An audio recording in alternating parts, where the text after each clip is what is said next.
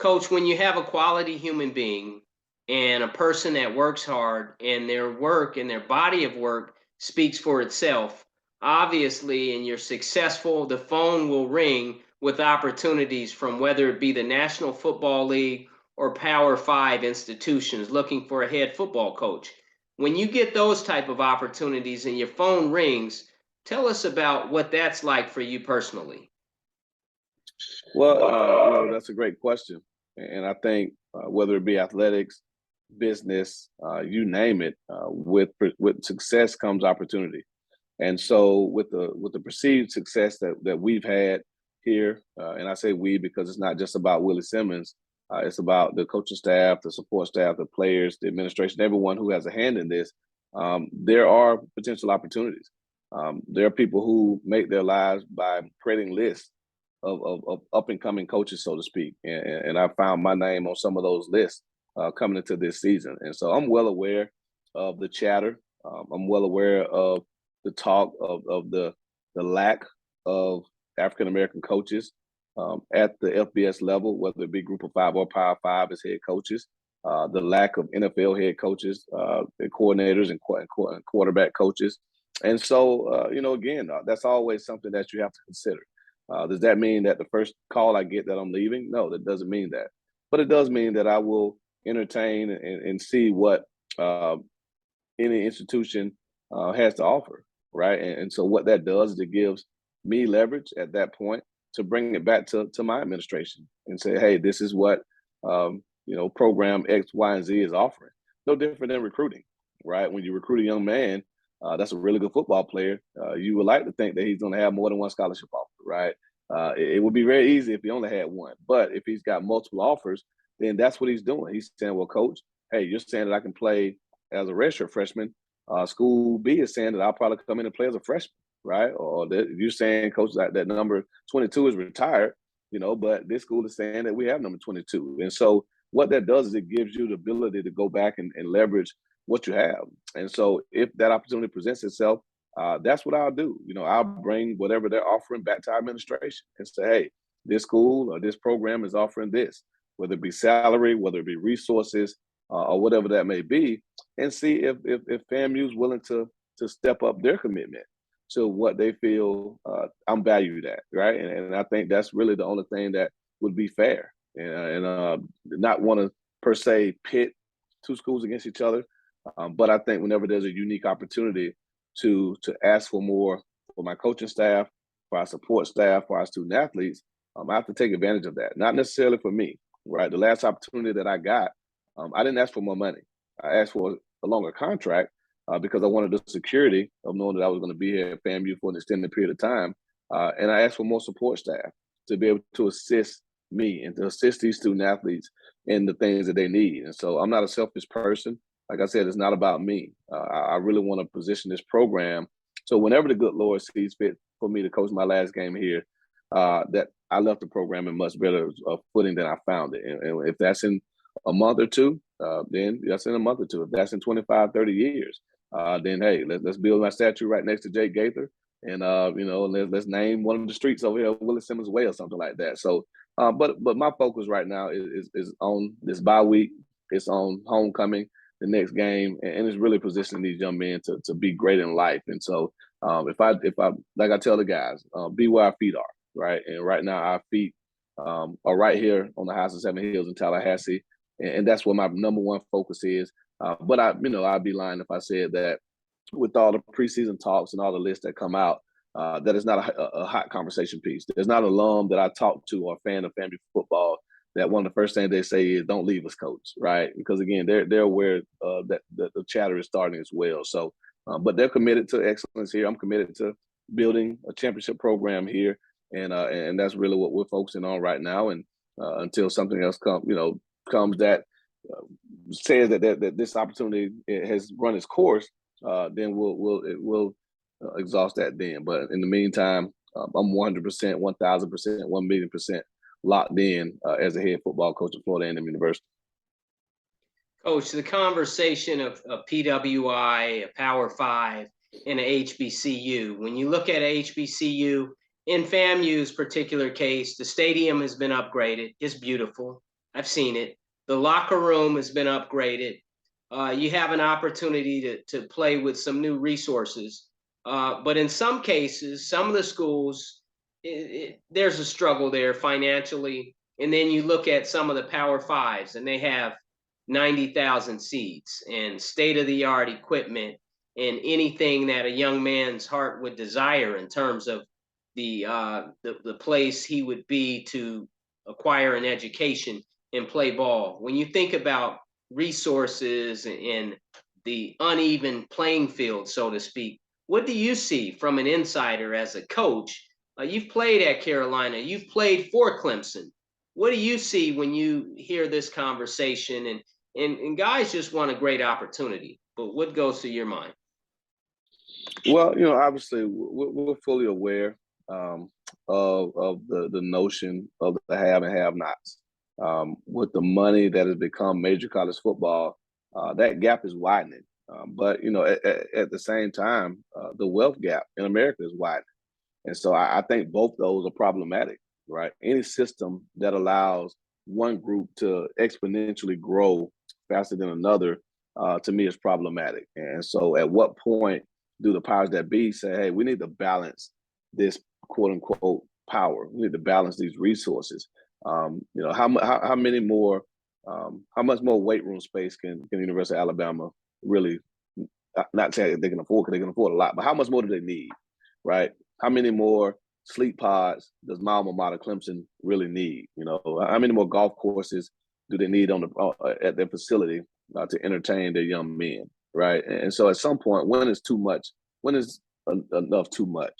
When you have a South Carolina State that's in the same state that is struggling to pay their bills, keep the lights on, provide their student athletes with an opportunity. How much more, how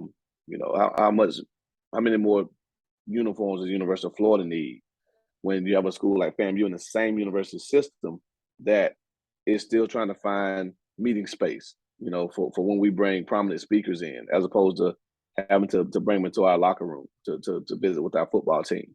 And so, what is the politicians, the decision makers, what's their responsibility, right, to level the playing field?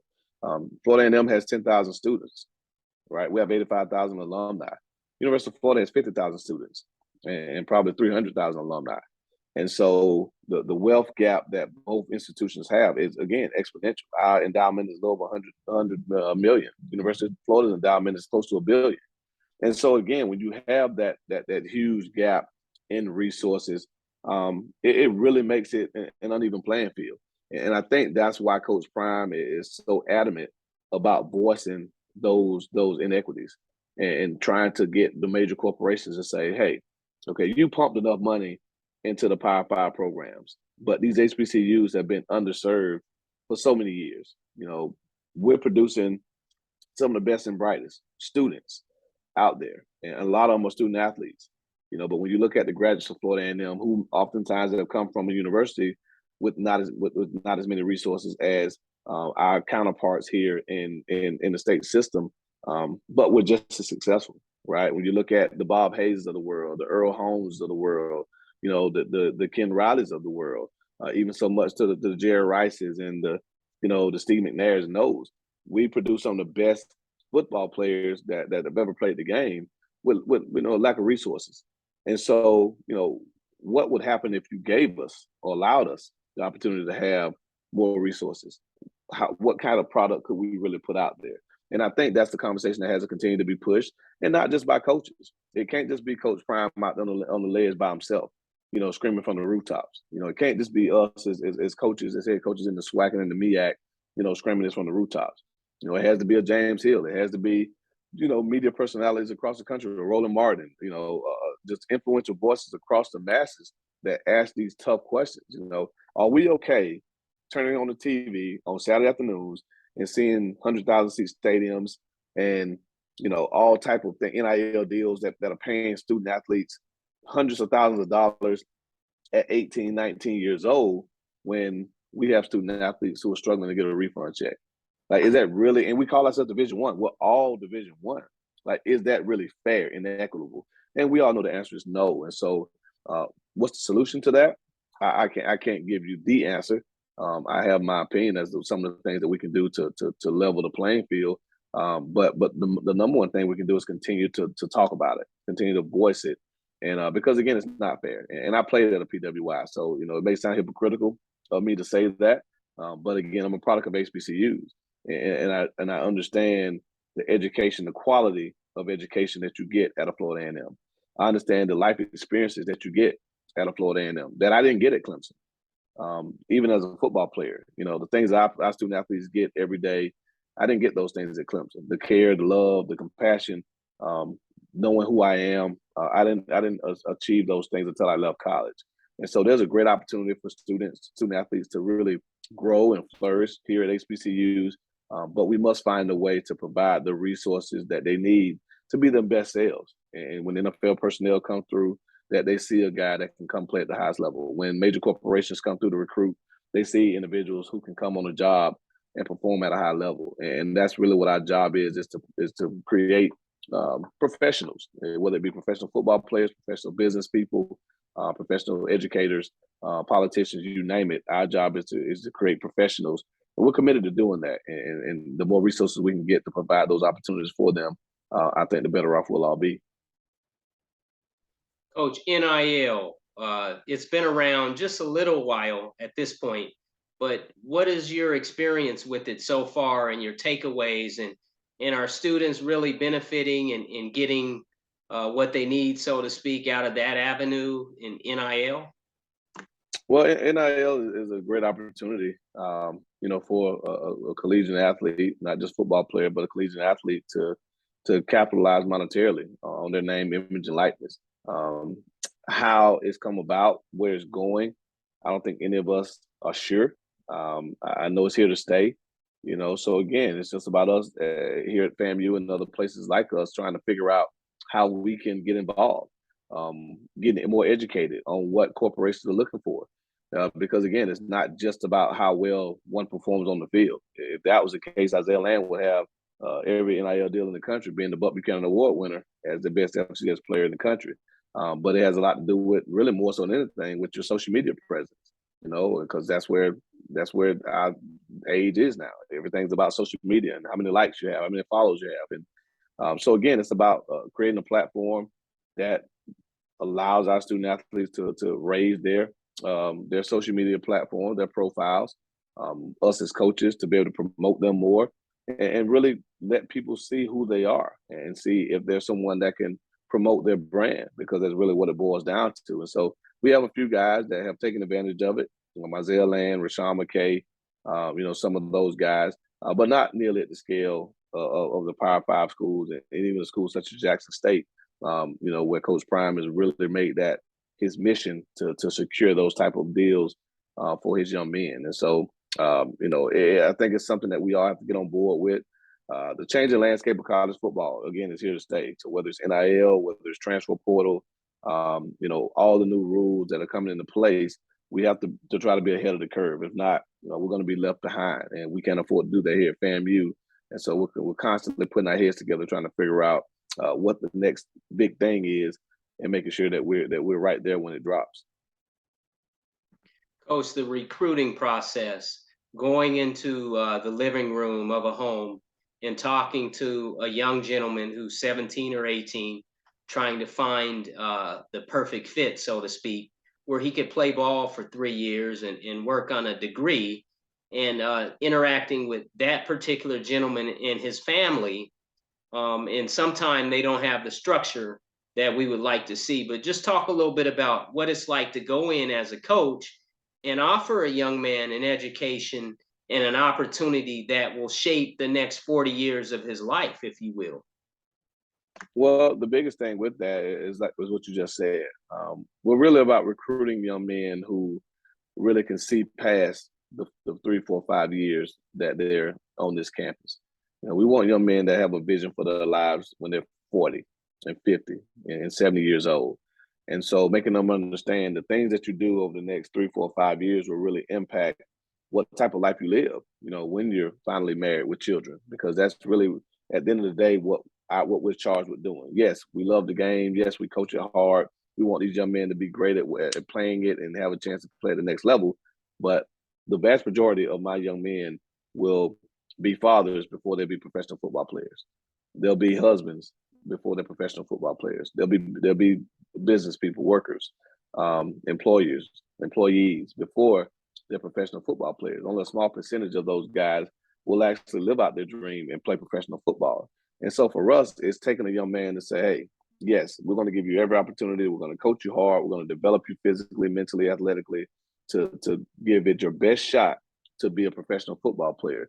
But at the same time, we're going to develop you physically, mentally, emotionally, spiritually to be the best man that you can be. Because at some point, you're going to get on your knee. You're going to ask someone to marry you, right? And you need to be prepared to be the best version of yourself as a husband to have a successful life. At some point, you're going to sit there and watch your girlfriend, your wife, your significant other birth a child that bears your name. You have to be able to provide for that young person because that's what life is all about. You're going to be charged with overseeing some, project on your job, right? And making sure that you're prepared mentally and physically to be able to handle those things. And so that's really what we're trying to do every single day through the game of football is prepare these guys for when the ball goes flat. When we hang those cleats up for the last time, who are we then? And so often we as students, as athletes, and I was one of those guys that we lose ourselves when we no longer put the jersey on with our names on the back. We don't have a sense of purpose. We don't have a sense of self because we've tied everything in our life has been tied to that pigskin from the time we were 8 years old and picked the ball up for the first time to the time we finally say that we're no longer going to play the game.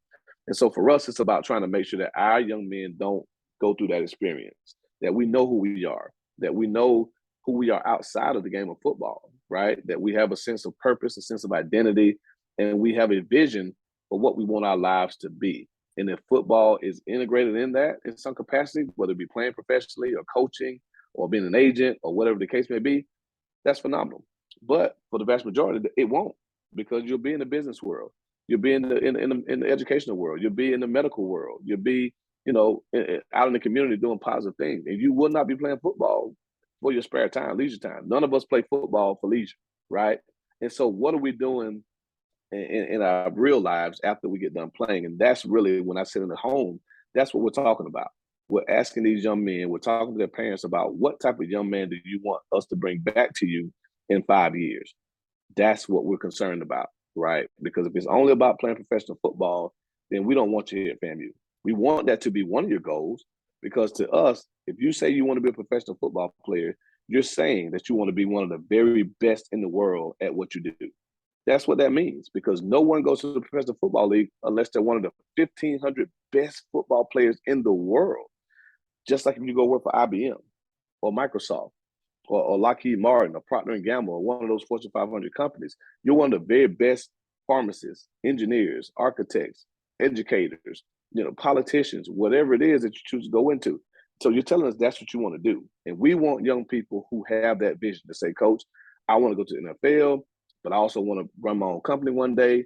I also want to, start this nonprofit. I also want to have a great family and be a great husband. Like I want a guy that wants all of that for himself and that he comes into this program and that he allows me, this coaching staff, the support staff, this administration, and any outside person that we can bring into their space to develop them to get to that place. That's what we're all about here at FAMU. And those are the type of young people that we want to play for this program. Coach, when a young man graduates from the highest of 7 hills and he earns a degree and he's able to take that back home and put that on his wall, and it's not only the physical manifestation of that actual certificate, if you will, but it's the internal, the inner man, so to speak. And now he can go out in that workforce. How special is it when you look in his eyes and he's at Lawson Center and he has achieved a degree and he can move forward? How special is that? Well, I don't think there's a more rewarding feeling than to sit there at commencement and watch, 1, 2, sometimes as many as 8 or 9 of your guys walk across the stage and get that degree. It shows that you're able to finish, right? When you go through a program for 4 years, 5 years, it shows that you're committed to seeing something all the way through. And you've accomplished a huge milestone in life. you really set yourself up to walk into that next phase of life, whether it's further education in grad school or whether it's acquiring that first job. You're really positioning yourself to be that man that we talked about 4 years ago when I sat in your home and talked to your parents about what type of person we were going to develop you to. And so to see those guys accomplish those goals, to see them tell me that they got their first job, to hear them tell me that they're getting married or that they have their first kid on the way, like those are the things that make my heart melt, not the big wins, right? The big wins, I forget about those. I truly do, right? But I will always remember Bishop Bonnet telling me that he got that big job, right? I remember Zach Sappho, telling me that he's making $85,000 coming right out of college, right? Something I didn't make until I was 10 years out of college, and and all the other guys, who do that, just like Marquise Bell, right? He's living out his dream. Kadara Hodge and some of those guys that play professional football, but it's not just them. It's all the guys that we have a chance to coach who are out there making a difference in their respective communities, in their states, in this country, in this world. And that's what gives us joy and that keeps us going every single day. When times get hard, when sometimes we look up and we don't see the light at the end of the tunnel, you think back at a guy like Bishop Bonnet who walked on at FAMU, who really didn't know what his future held, but that left here with 2 degrees and a great job and is now a project manager, right? That's what keeps you going. And so for us, and for me personally, that's the blessing that coaching brings, not the wins. Hitting 50 wins wasn't even something I thought about. I had to be reminded of it by a sports information director because I don't focus on the wins. But counting the number of graduates we have is something that I'll always remember. And as long as we keep the main thing, I think we'll be able to impact these guys' lives in the most positive light. Those 50 victories, what do they mean to you personally? Well, and it means that I've been blessed to do this for a little while, and the good Lord has been good to us, and we've had some really good players. We've had some phenomenal coaches. We've had, I guess you can call it a little bit of luck, and been on the right side of the scoreboard way more than we haven't been, and to be able to have close to a 70% win percentage. Again, it's just a testament to the people that I'm around every single day. Because again, I cannot do this alone. It's the coaches, it's the support staff, it's these players, it's my family. My wife being very supportive, it's our children being supportive. When I leave the house every day, my kids say, "Daddy's going to work," and that means a lot to me that they appreciate what I do to provide a lifestyle for them. And so again, it's never been about me, and it never will be about me. It's about everyone that's in this circle, in this space. And my 50 wins is our 50 wins. And that's how I approach it. So, again, I didn't make a big deal out of it. I didn't even realize it, like I said, until after the game. Because, again, my focus is what I can do every day to be the best version of myself for these young men, because that's what they need. For many of them, I'm their father figure, right? I'm the only positive male role model that they have in their lives. And so I want to make sure that I'm giving them my best effort every day, bringing my best self to the workplace every day. And giving them a positive example of what they can be. And that's my focus, not on how many wins we get on Saturdays. Coach, the Pantheon, and we talk about it from time to time. Alonzo J. Gaither, the Rattler, Billy Joe, Coach Hub, yourself, all the gentlemen. And I'm not naming everyone, and I'm jumping around. But talk about what those gentlemen mean to you personally, and then tell me about that statue on campus of Coach and how special it is to be a part of that family, if you will, those particular gentlemen. Well, again, I'm humbled to be even mentioned in the same breath as those men. And make no mistake about it, there's one who stands alone, right? And that's Alonzo J. Gaither. Again, he's in a league of his own. He's a giant in his own right. And then after him, then you have the Rudy Hubbards, you have the Billy Joes, the Joe Taylors of the world. Those gentlemen that really left their mark on this game and on Florida A&M. And so once you build that Mount Rushmore, it won't look like the real one with 5 heads, with 4 heads going across. It'll be Jake's at the very top by himself. I think it'll be Rudy, Coach Hubbard, Coach Joe, Coach Riley, there in that second tier. And then in that third tier, you may be able to throw me and Coach Taylor in there, for what we've been able to do, during our time here. But I don't think that you can mention me yet in the breadth of a Billy Joe, um, or a Rudy Hubbard. Those guys made history. Rudy Hubbard won the very first FCS national championship. No other coach has done that. No other HBCU head coach has ever done that to this day. And so he's done something. He's made history that none of us can, have replicated. So he stands alone.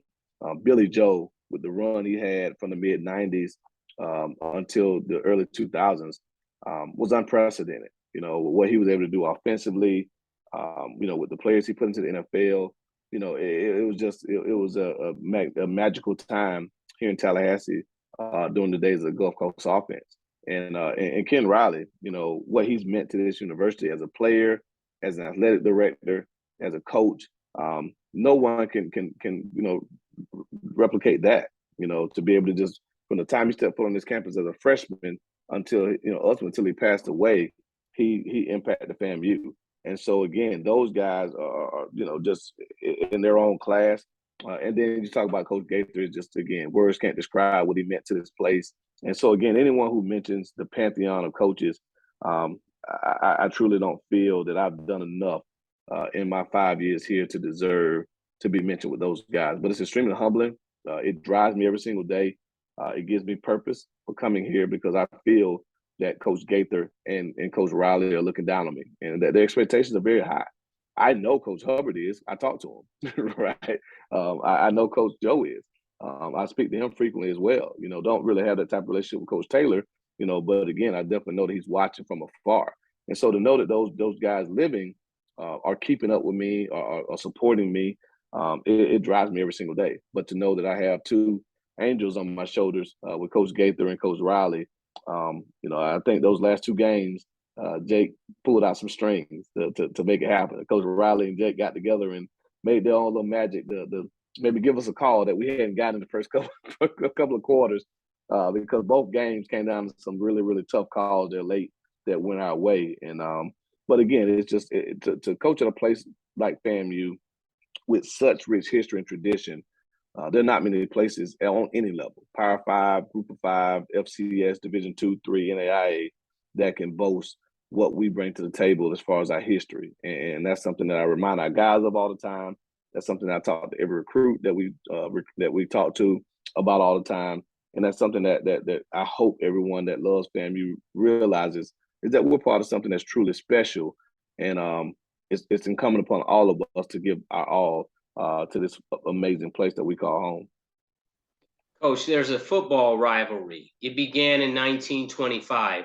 The final score, Florida A&M 23, the team down the road, as you call them, nothing. Last year, in 2021, the final score from Camping World Stadium, Florida A&M 46, Bethune-Cookman, BCU, 21, the final. When you think about the Florida Classic, what goes through your mind?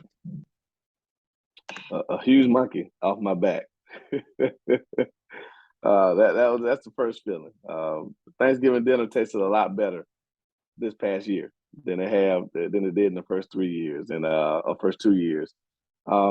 Again, just understanding what this rivalry means in this state. We are the two dominant historically Black colleges and universities in the state of Florida.